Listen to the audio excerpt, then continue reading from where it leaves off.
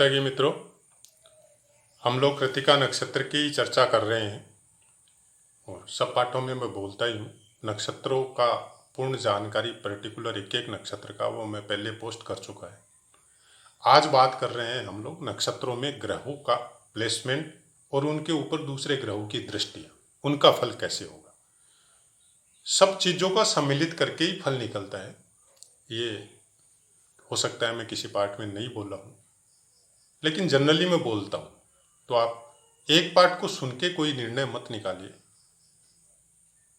बहुत पार्ट मैं दे चुका हूँ इस चैनल पे, 125, 130, 35 के आसपास हो गए होंगे। तो आप शुरू से अगर सुनते हुए आएंगे तो आपका दिमाग भी शार्प होगा और आपको बहुत कुछ नया सीखने को भी मिलेगा। बहुत सी ऐसी बातें हैं जो शायद हो सकता है आपने दूसरे चैनलों पे भी नहीं सुनी हो, पता भी नहीं हो। और नक्षत्रों के विषय में तो जहाँ तक मेरे को पता है, उसके इस सब्जेक्ट में किताबें भी बहुत कम व्याख्याकारों की मिलती है और हम लोग भी बहुत ही कम इसके बारे में जानकारी करते हैं। जबकि हकीकत ये है कि सब कुछ जब नक्षत्रों पे डिपेंड है तो उसकी जानकारी आपको सबसे ज़्यादा होनी चाहिए। आदिकाल में जब ज्योतिष शास्त्र की रचना हुई थी तो सबसे पहले नक्षत्रों को ही खोजा गया था और नक्षत्रों के ऊपर ही ग्रहों का प्लेसमेंट हुआ था। तिथि वार ये सब बाद में ही जोड़ा गया हम लोगों ज्योतिष शास्त्र में। और बहुत कुछ ऐसी चीज़ें हैं, राशियाँ वगैरह, क्योंकि जैसे कोई भी ज्योतिष शास्त्र या हम लोगों का जो वेद की आंख जिनको बोलते हैं हम लोग, कि वेद इनके बिना अधूरा है। ये कोई फिक्स ज्ञान नहीं है। समय देश परिस्थिति के हिसाब से इसमें अच्छी चीज़ें जुड़ी भी है और जिनका फल गौण हो गया वो हटाई भी गई है। तो ऐसी बहुत सी बातें हैं, उनके विषय में मैं बोलने बैठूंगा तो समय कम पड़ेगा। उसके लिए आप खुद जब अध्ययन में जाएंगे, अच्छी अच्छी पुस्तकें पढ़ेंगे, डीप नॉलेज में जाएंगे तो आपको भी पता चलेगा। केवल सुनने पढ़ने से नहीं होके आपको अपने इष्ट के प्रति भी समर्पित होना पड़ेगा। थोड़ा ध्यान, आप जिस की भी पूजा या आराधना करते हैं उसके प्रति समर्पण, वो भी बहुत ज़रूरी है दिमाग के डेवलपमेंट के लिए।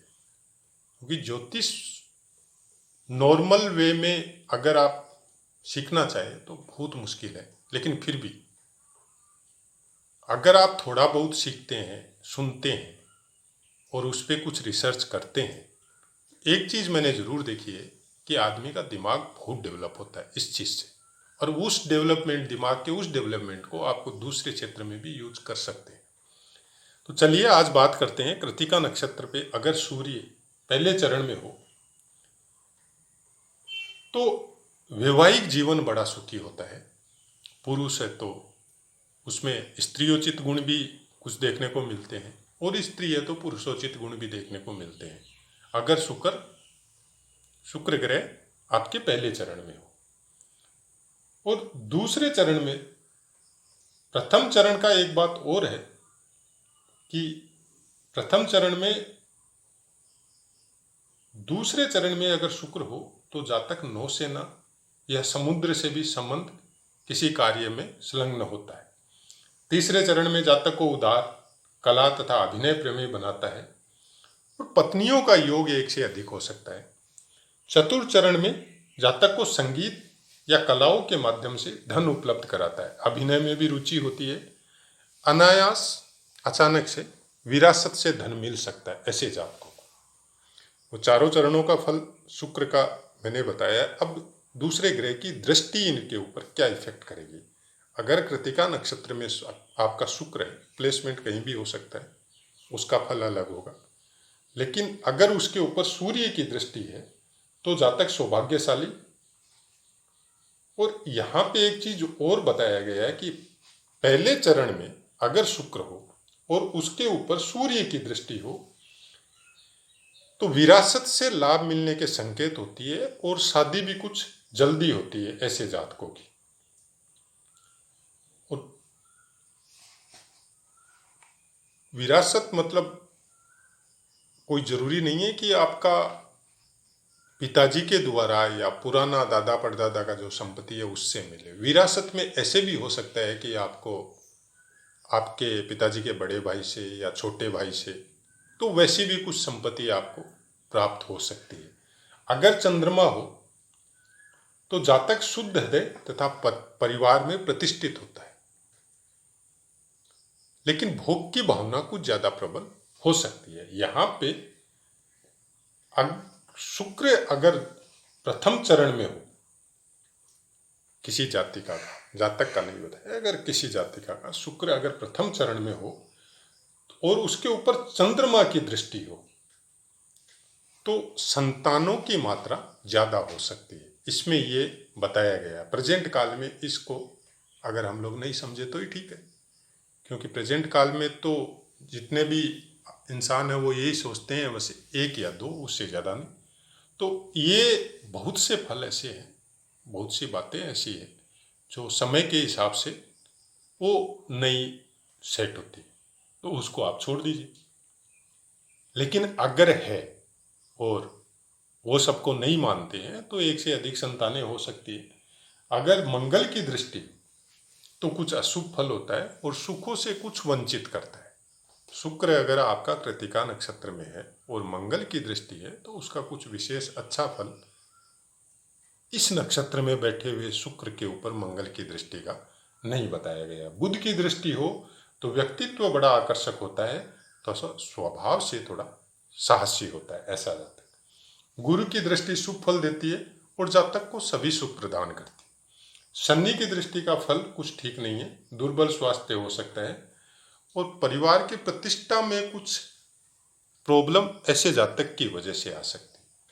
तो कृत्तिका नक्षत्र में अगर शुक्र है और शनि की दृष्टि है तो ऐसे जातक की वजह से परिवार की जो प्रतिष्ठा है उसमें कुछ प्रॉब्लम आ सकती है। इसमें ऐसा बताया गया, कोई जरूरी नहीं है ऐसा कंफर्म हो, क्योंकि वहां पे आपको फिर ये देखना पड़ेगा कि शनि जो है वो कौन सा नक्षत्र में, क्योंकि शनि के ऊपर भी शुक्र की दृष्टि पड़ेगी, तो वो भी आपको देखना पड़ेगा वहां पे। और उसके बाद में कौन से भाव में है, कौन से भाव का कारक है, आपका क्या लगन है, बाकी ग्रहों की दृष्टियां कैसे पड़ रही है, तो सम्मिलित दृष्टि से ही प्रिडिक्शन होता है। किसी एक दृष्टि से कोई प्रिडिक्शन कभी नहीं होता है। और आप जब सीखें, सुने या किताबें भी पढ़े, अगर मेरे चैनल से सीख रहे हैं आप लोग, मेरी रिक्वेस्ट इतनी है कि कोई भी प्रिडिक्शन लेवल पे आप जब तक आपको पूर्ण ज्ञान नहीं हो तब तक आप दूसरों की कुंडलियों पे प्रिडिक्शन जितना हो सके दूर रहे। सबसे पहले अपनी कुंडली का प्रिडिक्शन करें और तब तक करें जब तक आपकी अपनी दिनचर्या या अपना भाग्य उस प्रिडिक्शन के साथ मैच नहीं करता हो। और जिस दिन मैच कर जाए उस दिन आप ये समझे कि आप 60% 70% तक आप ज्योतिष सीख चुके हैं। कोई ये अगर बोलता है कि मैं 100% जानता हूं, मैं नहीं मानता उस बात को। हो सकता है जानता हो, लेकिन मैं उसको नहीं मानता, क्योंकि ज्योतिष कोई छोटा मोटा सब्जेक्ट नहीं है। आप कल्पना कीजिए कि जो ज्योतिष लिखा गया था उस समय न तो लेखनी थी, न प्रिंटिंग प्रेस थी, न ये सब सोशल मीडिया थे। उस समय खाली गुरु ज्ञान वचनों के द्वारा होता था और शिष्य ग्रहण करता था, और गुरुओं की दिव्य दृष्टियां थी। वो यहाँ पे बैठ के, उनके पास कोई दूरबीन नहीं थी, अपनी दिव्य दृष्टि से ही नक्षत्रों को, ग्रहों को, ये सब को देख देख के उन लोगों ने बताया है उसके बारे में। उस सीमा तक, उस लेवल तक हम लोगों का दिमाग डेवलप है क्या? मेरा तो नहीं है, मैं साफ साफ बोलता हूं, मेरा नहीं। अगर किसी का है तो मैं नहीं जानता। मैं सामने वाले या किसी दूसरे ज्ञानी के विषय में कुछ नहीं बोलना चाहता कि उसका कौन से लेवल तक दिमाग डेवलप है। इतना जरूर बोल सकता हूं कि दिमाग के डेवलपमेंट की क्षमता आपके अपने ऊपर है, आप उसको बढ़ा सको। कोशिश करो अच्छे से सीखने की। और प्रिडिक्शन लेवल में जब तक आप अपनी कुंडली का पूर्ण फलादेश नहीं मिला सको तब तक दूसरों की कुंडलियों का फलादेश करने से दूर रहो। अपने इष्ट के प्रति, गुरु के प्रति समर्पित रहो, तब जाके ज्योतिष में आपका, चाहे भाग्य उदय बोल सकते हैं आप, या आपकी बोली हुई बातें सही हो। बहुत कुछ ऐसा होता है कि ज्योतिष का पूरा ज्ञान नहीं है, लेकिन उसकी नज़र वहीं जाती है, वो ही निकलता है जबान से जो सही होता है। तो ये इष्ट की साधना का प्रभाव होता है, ध्यान साधना का इफेक्ट होता है कि वहाँ पे सरस्वती माता का विशेष वरदान आप लोगों को मिलता है। तो वैसा कुछ ज्योतिष में होता है। इस चीज़ के लिए मैं हाँ कर सकता हूँ कि आपका जो भी आदमी ज्योतिष के लिए समर्पित है या जो डीपली इसको अध्ययन करता है, नॉलेज, मैं बेसिक नॉलेज देता हूँ और नॉलेज हमेशा बेसिक ही होता है, कुछ एडवांस नहीं होता है।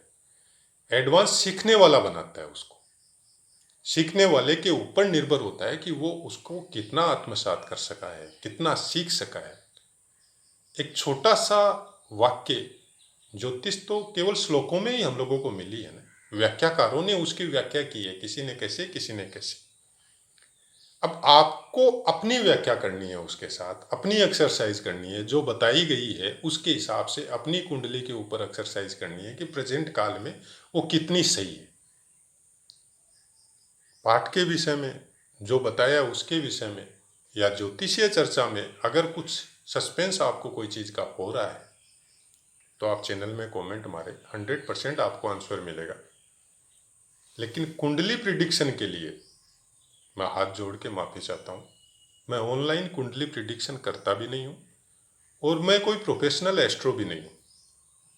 ये मेरा शौक है, पिछले 25 सालों से मैं इसके बारे में अध्ययनरत हूँ। खुद का पेट पालने के लिए, परिवार का पेट पालने के लिए अपनी सर्विस करता हूँ। जो समय मिलता है, जब इच्छा होती है तो ये सब का अध्ययन भी करता हूँ, सोचता भी हूँ, लेकिन इससे अर्निंग का मैंने कभी नहीं सोचा है। जब लॉकडाउन में थोड़ा सा समय मिला तो बाकी चैनलों में जब देखा मैंने, तो वही सबको सही करने के लिए, जहाँ तक भगवान ने मेरे को ज्ञान दिया है कि भ्रमित नहीं हो इंसान कि आपका मंगल खराब है, आपका विष योग है, आपका चंडाल योग है, आपका फलाना ढिकना, ये सब योग है, तो उससे डरे नहीं। और एक्चुअल क्या है, कहानी क्या है, इसका मतलब क्या है, उसको समझे। वही कारण है मेरा चैनल चलाने का, और कोई कारण फिलहाल तो नहीं है। आगे जो माता की इच्छा होगी वैसा होगा, क्योंकि मैं वो नहीं बोल सकता कि कल के ऊपर मैंने विजय प्राप्त कर ली। समय के ऊपर है, कैसा जैसा समय आएगा वैसा इंसान को चलना पड़ता है।